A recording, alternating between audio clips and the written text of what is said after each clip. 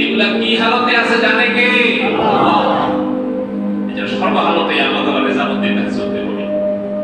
আল্লাহ তাআলা যেন আমাদেরকে মাফ করে দেয় বলেন আমিন। হাফেজে কোরআনকে যেন আল্লাহ সুস্থ করে দেয় বলেন আমিন।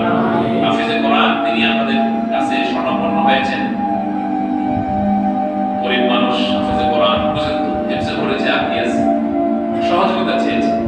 অসুস্থ মানুষ সহযোগিতা করতে পারবে? কথা বলেন পারবে? অসুস্থ মানুষকে সহযোগিতা করলে আপনাকে আমাকে বিপদ থেকে, অসুস্থতা থেকে রক্ষা করবে কি? আল্লাহ।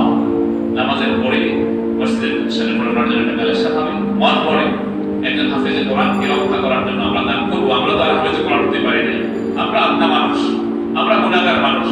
হাফেজে কোরআনকে খেদমত করার কারণে আল্লাহ যেন আমাদেরকে হেফাজত করে বলেন আমিন। সম্মানিত ভাইরা, তো ইস্তেগফারের আমল দিয়েছিলাম। এরপরে বলছি দুটা জিনিস না চাইলেই নয়। কয়টা জিনিস?